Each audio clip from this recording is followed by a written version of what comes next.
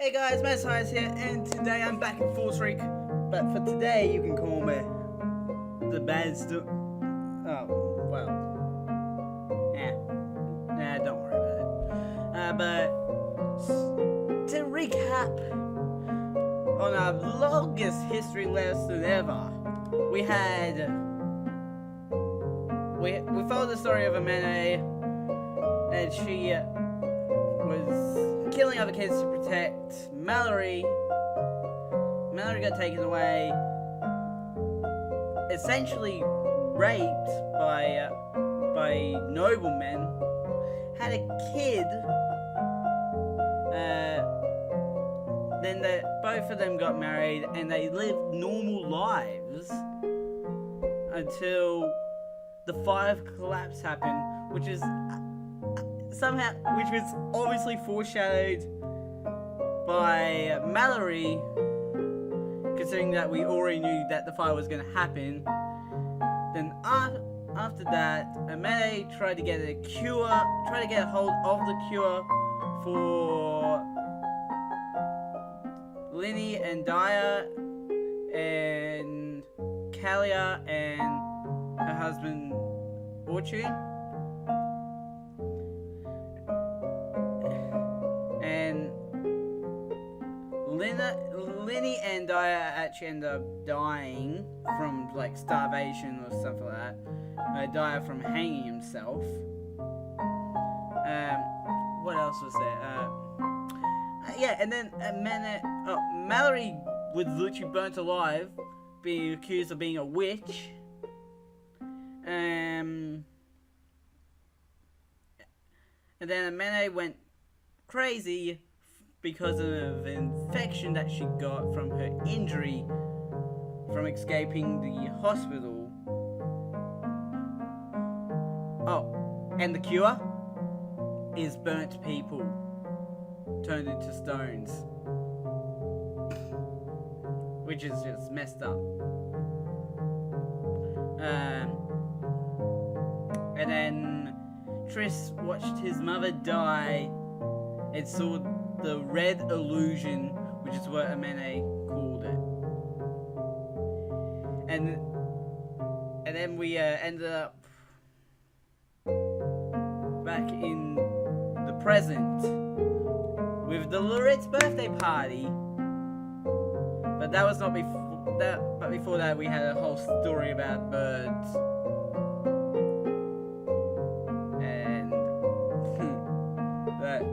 With the most ironic ending ever.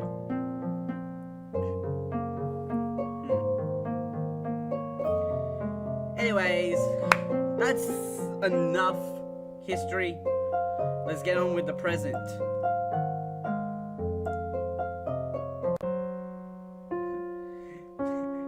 Smells like conspiracy. Oh yeah. I left it halfway through the conversation. Go and watch the last episode to see the other part of this conversation. No, that's just called selective memory, buddy. It is true that you've changed a lot when the Valoran Master took you under her tutelage. I suppose. Cecile averts his eyes. He didn't like talking about his master after all. Still though, hard to imagine if it gets Garden used to be all wasteland.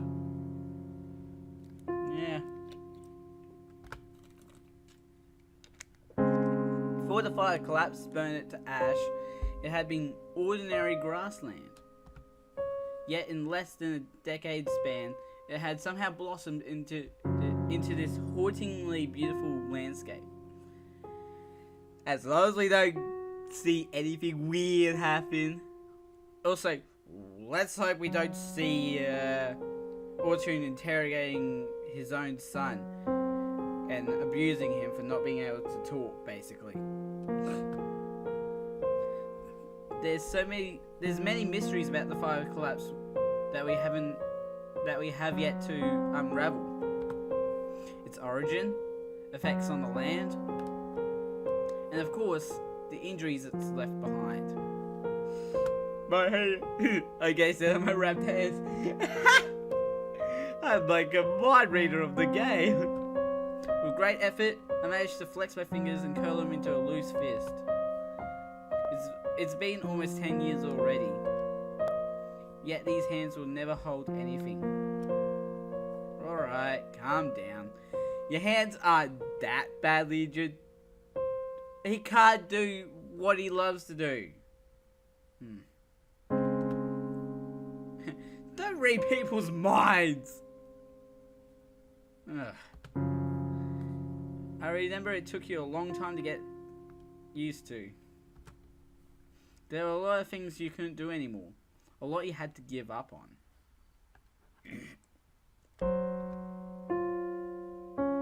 Yeah, but it's nothing compared to what other people went through. Like Alouette. Yeah. That was truly, that would be truly mortifying if Alouette actually understood her situation. The fire of collapse left more than just physical scars on us. Scars of the heart. Even though she bears so many of them, Alouette hasn't lost hope. Have you thought about the fact that she might actually be oblivious to what happened? Like, she didn't realize that Linny and Dyer were dead that whole time. She kept talking to Linny like she was still alive. It's all thanks to Amene. She alone never gave up on Alouette.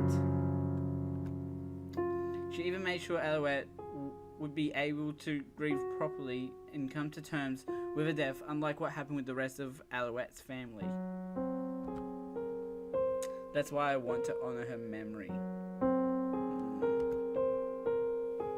Time has begun to move once more for Alouette.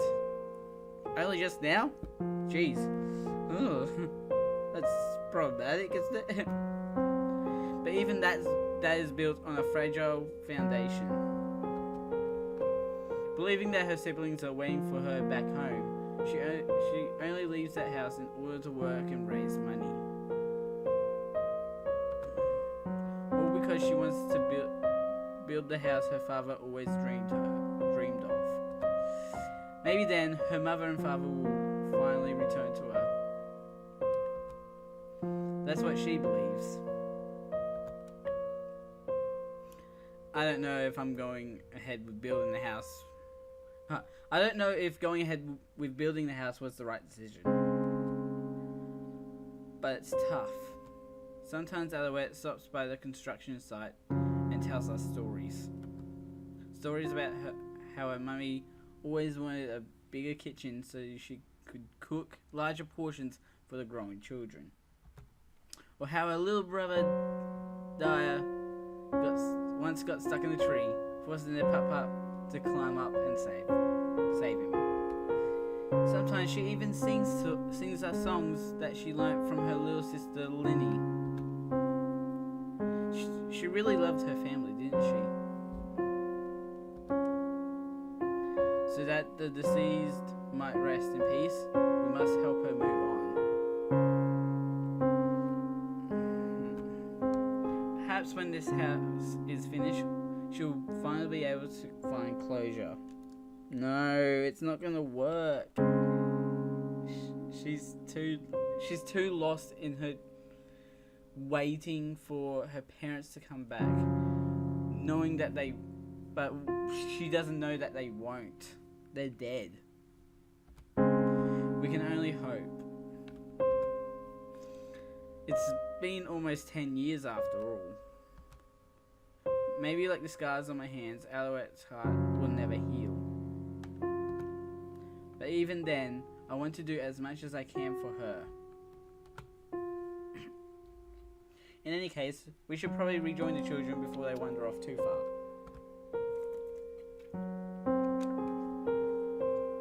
Did they end up getting anything for Kelly and Triss, Orchine? Or did you? About that. You tried to make something for them again, didn't you?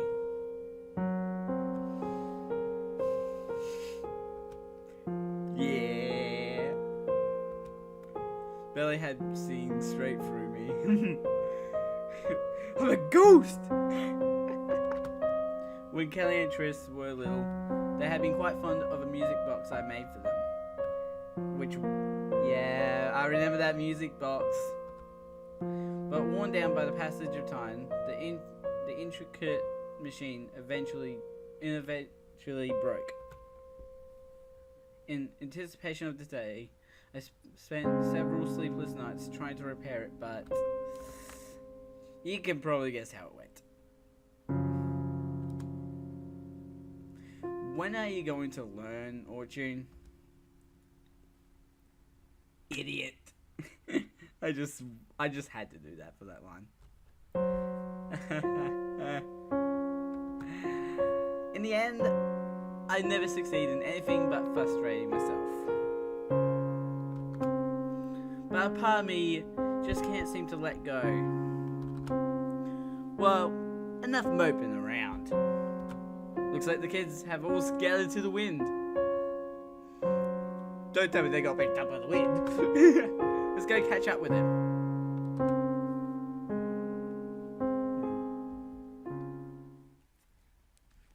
Oh, we're in Callier's point of view now.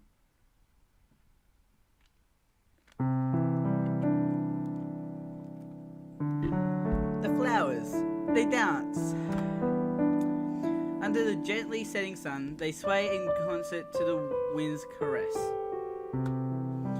Flowers of all shapes and colours.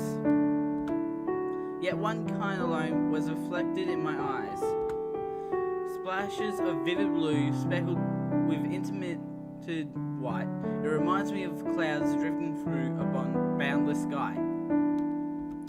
By the way, guys, I apologize for the lighting if it's really bad. I'm literally recording at a time where the sun's going down, which means it's not that great. This colour, it's the same. The same as Mummy's eyes. Even though they were nowhere as far away as the sky, I still couldn't reach out for them. All I could do was watch. Just like back then, when I couldn't hold on to the things dearest to me. Powerless, a bystander to one's own life. That's all I was. Oh boy. If only I held on tighter.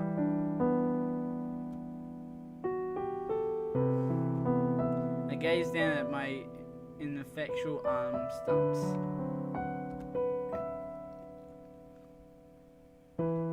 Always using this as an example for being nothing. How long am I going to stand idle? A wingless bird that has never touched the sky. If such a bird was born and never saw another fly, would it know its place is in the sky? Or would it feel empty when it gazed at the heavens, unable to understand why? What are you doing, lost in thoughts all alone? Eh? Oh, it's you, Aid. Had quite the expression there, you know. Aid sits down on the hill and pats the ground next to her. I sit down by her side. Silence. For a while, the two of us simply gazed at the scenery before us without saying anything. It was a comfortable silence, though. Warm and fuzzy.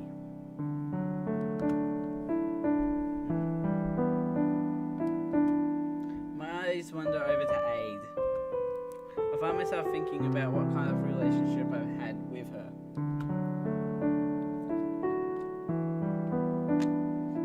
You can never tell what was on her mind. She was just that kind of person. But for some reason, I really wanted to know. I wanted to know what she was thinking.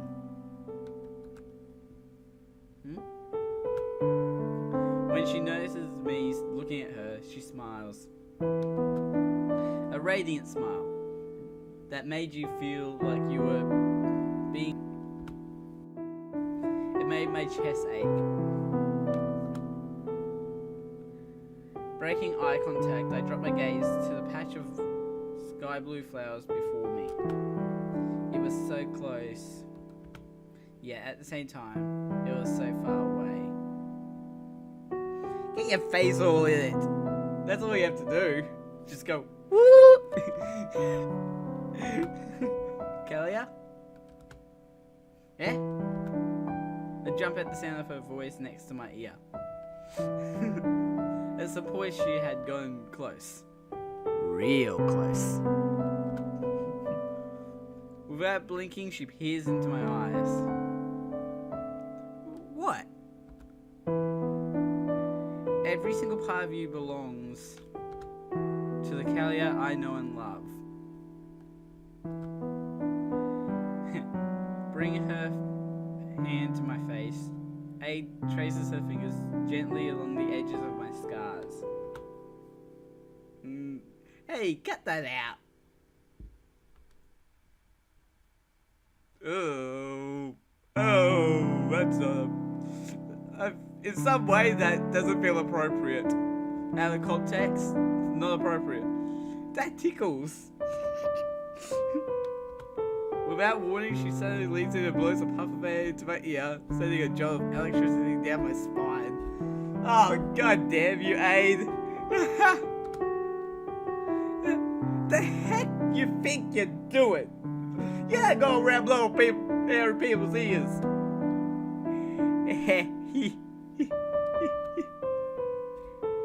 Don't me. Why are you like this? Because your reactions are the best. Come on, let me give you a big wet smooch next. Oh! No! No! How about no? We don't need that type of fan fiction. No! I try to fend her off, but Ace sticks to me like an oversized slug. What? What are you two doing? Ace trying to make up some fan fiction for everyone. Oh my god, no. Perfect timing out of the way. Please do something about this. I don't want to smooch. Shit. It's nice out of the way. We're giving Kelly a birthday kisses out of the way. So one for every year she's been alive. Oh no! No! Okay! No! Stop! No! Stop! Evaporation of sanity. My will to live drains me as my cheeks are assaulted relentlessly from both sides. Oh no! Oh no! What have we done? What have I done? No! It's so fun. It's so fun. Alouette loves Kelly. Oh no! This is the most horrific part so far. Oh, she fainted. All right, let's eat her now, Alouette. What? Nom nom. Let's not do that. You know, Alouette, before you came, Kalia had this really lonely face on and was thinking about how she wanted to be a flower instead of a person. No, I wasn't. Eh? Alouette likes human Kalia. Oh my god. Please don't turn into a flower. Listen to what I'm saying. Alouette loves the faces Kalia makes. Oh my... right? I am so done with you two right now. Shoo, get out of here. Ah, she's mad at us. Run away! Run away! Run away!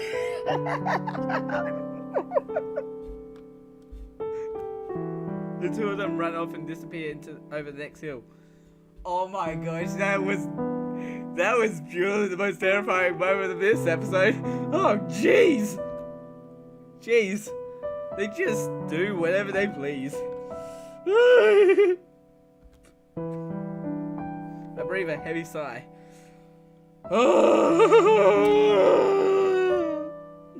Hey, Kalia. Ouch. What a cold reception. I feel like I've been getting roasted all day. Oh, it wasn't you this time, Orchard. What do you want? Daddy scratches his head. You have a good eye, Kalia. These flowers are nice. Crashes over a patch of sky blue flowers. What do you think you're doing?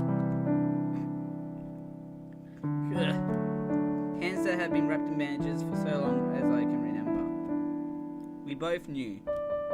There was no way they'd suddenly be able to handle something so delicate.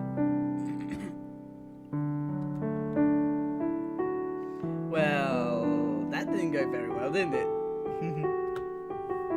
Daddy smiles weakly as he gazes down at the once beautiful flower in his grasp. Its fragile stalk and petals had been crushed under his unfeeling fingers. But despite that, he doesn't give up. With trembling hands, he reaches out for another. Just stop already. I couldn't bear to watch. Kalia. Whoops, I accidentally pressed V. Daddy looks at me with that expression I hate. Self-voicing disabled. Thank you, game. Don't look at me. Don't look at me with those eyes. Eyes that pity me. Eyes that pity himself. Pitied himself.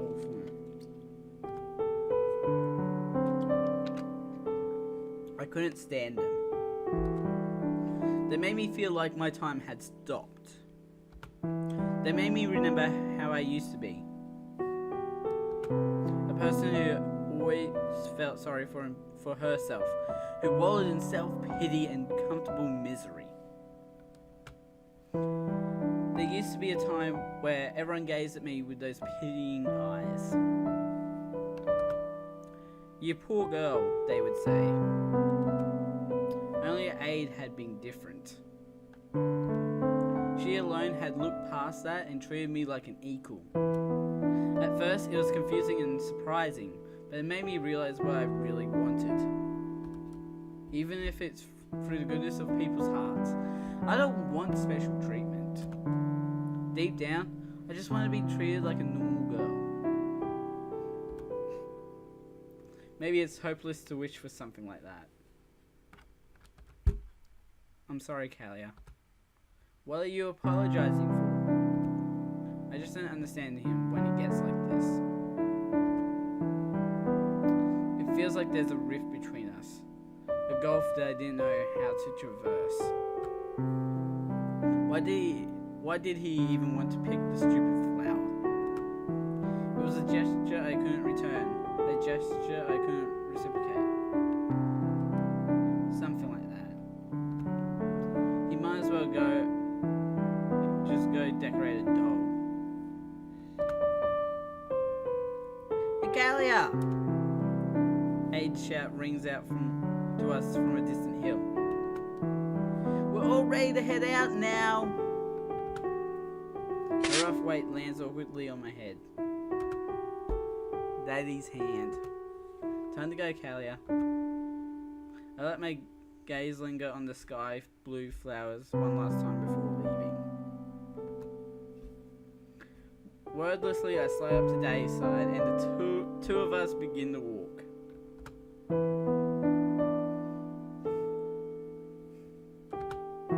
Up ahead, Aid was walking alongside her dad, just like us.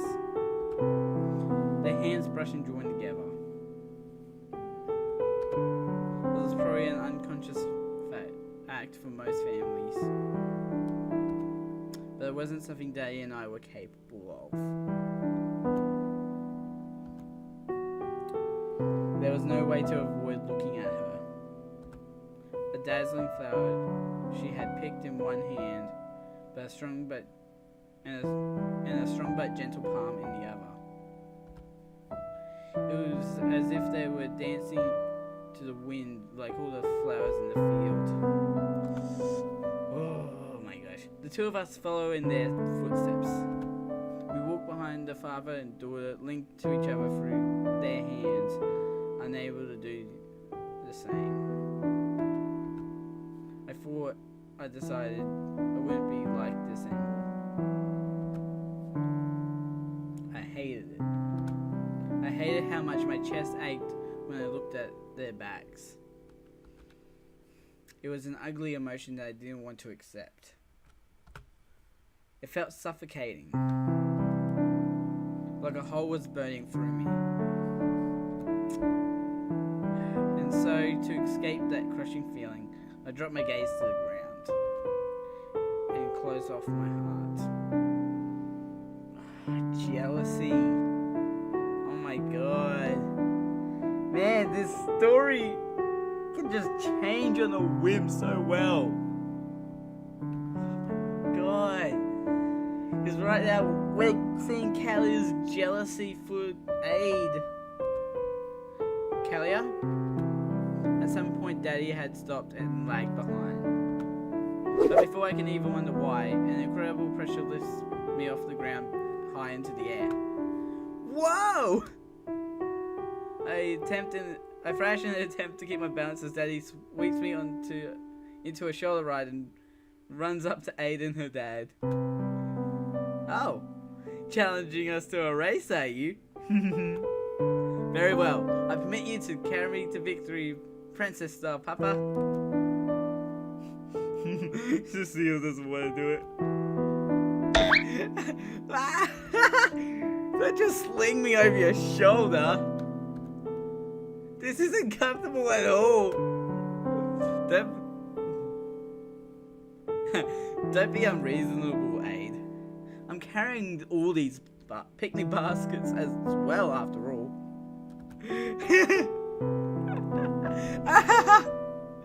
Yes, no, little. Hey, we're racing too. We're winning the letter man's wrestle, forcing him to piggyback her. Hurry, Tris. They're gonna leave us behind at this rate.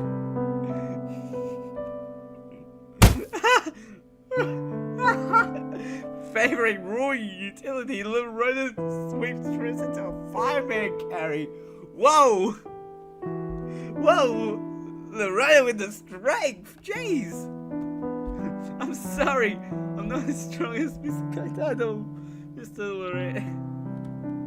So this is the only way we stand a chance. Tristan's just getting dragged. I didn't sign up for this. Oh, Jesus! I have no compunctions sitting this out. Let's go. Oh! No! Let's go, Billy. Oh my gosh, Mario reference. Oh my gosh, we had a Sonic reference way back and now we got Mario. Oh my gosh. Giddy up. Woohoo. I'm not a horse. Mush. A sled dog's not much better. Everyone, what's up with you? You're all such idiots. Ready, set, go! Daddy takes off like a thunderbolt. He ran as if his life depended on it, forced me to hunch over in a desperate bid to stay aboard. Within a heartbeat, we pull ahead. Like a man possessed, he gallops through the sprawling fields as if chasing the sun itself. Even long after we had left everyone behind, he keeps on going. After an unbelievable amount of time, Daddy crumbles to his knees, panting heavily.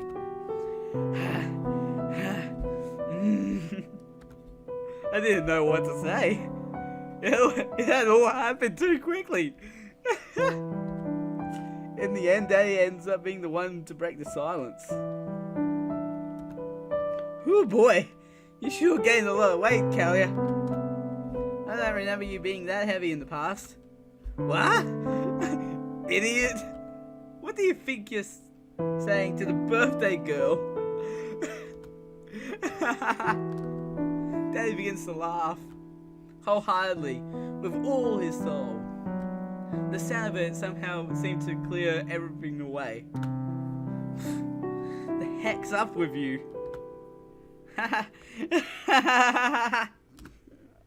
Before I know it, laughter begins to well up and spill out of me as well.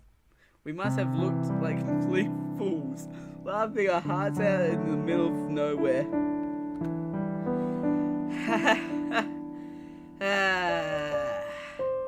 There was something strange about his tone of voice though. Daddy, are you crying? I lean over to try and get a look, but he glances down to hide his face.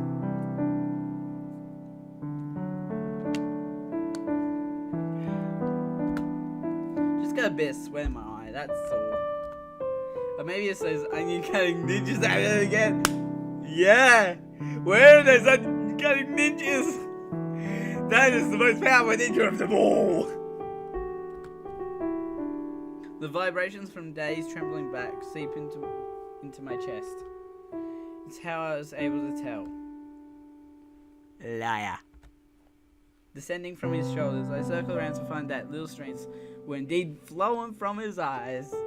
Dummy. First you apologize out of nowhere, and then you start crying for no reason. Sorry. There you go, apologizing again. Well, actually, it wouldn't be. Oh, no. Nope, not get the big jokes. Jeez. I had no hands with which to wipe away his tears. Use your little. No. Stop. Yeah, like, use your nubs. But I didn't feel like letting that stop me. Kalia? Leaning in close, I lapped the little rivulets with my tongue.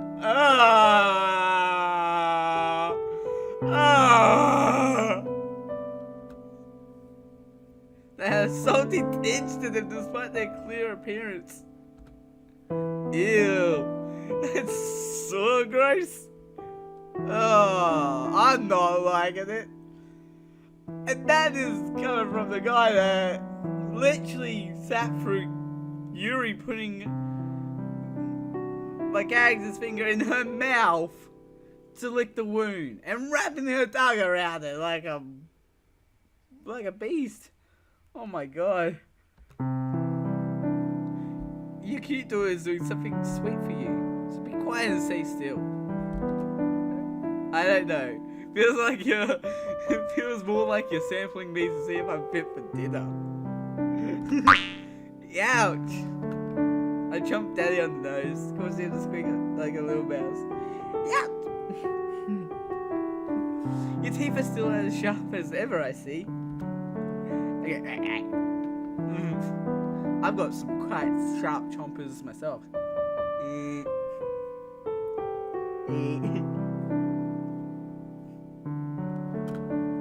Daddy's always been like this. Dense, unreliable, and always doing stupid things that make no sense. Also, his jokes suck. Nah, I don't say the Onion Cutting Ninjas is a good one. By the way, I turned to face the sun in the distance. I don't need a fancy handmade birthday present. So you don't need to stay up all night in your workshop anymore. You noticed, huh? Daddy hangs his head in shame.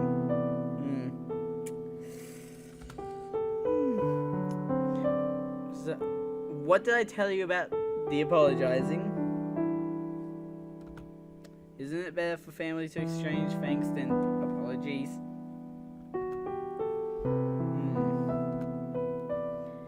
You don't seem to get it, huh? Then I'll start. I knock foreheads with him. Thanks, Daddy.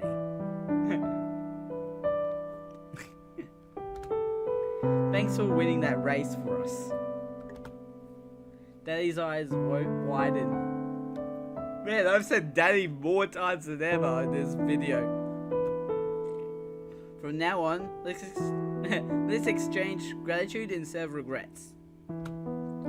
Okay? I smile at him. Yes, you're right. Daddy smiles back at me. He rises to his feet. Daddy's hitting the thanks bank on the way home today. Ignoring his lame sense of humor, there was a clearness to his eyes that I had almost forgotten. Ever since Mummy died, Daddy always carried a darkness to his eyes, as if he were trapped in the past, unable to escape. I see. This is the Daddy I've always wanted to come back to us. Heh, that's more like it. The two of us surveyed the landscape before us. A beautiful garden that had sprung up from the ashes of collapse. Like a phoenix rising from the grave. No matter what awaits us in the future, no matter what kind of fire tempers us, I will remember this sight and never give in. Please don't tell me you're foreshadowing another fire collapse. I do not want another one. Oi! Where are you two? In the distance, voices were calling out for us. Come on, let's go join the others. I have to rub this victory in Eight's face. Yep. It wasn't often that I could claim bragging rights over her after all. Wait up, Kalia. Oof. I hope I didn't pull anything. I gaze up at the boundless blue sky as I run.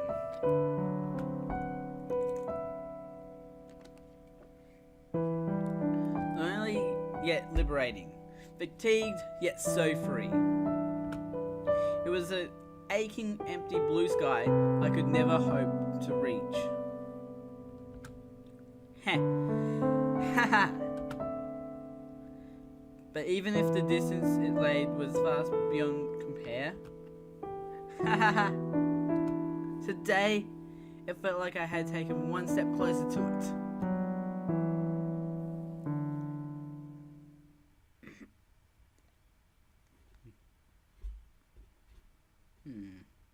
He was there. Everget's garden.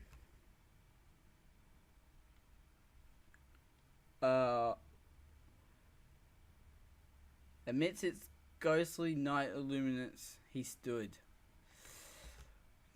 Triss? Oh no.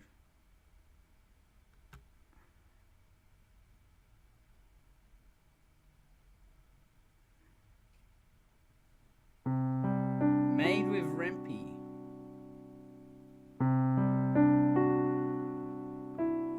Wait, what? What?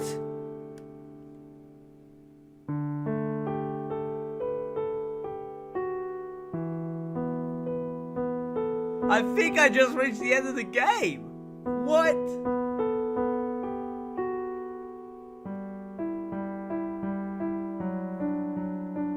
And who's this character?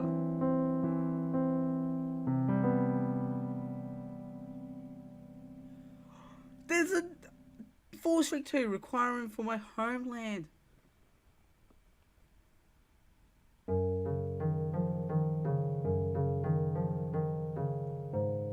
There's a second one. Oh, well, I got a game to look forward to. Oh my goodness.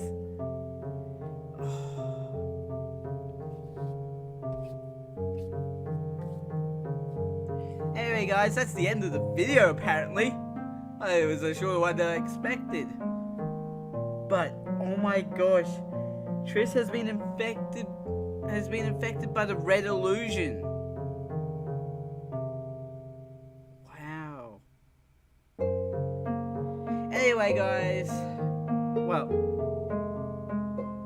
links to my YouTube page and my Twitter page will be down below, along with a link to Amino. Don't forget to subscribe, hit the notification bell so you know when the next video comes out. And leave a like for me finally finishing Fallstreak after 15 episodes.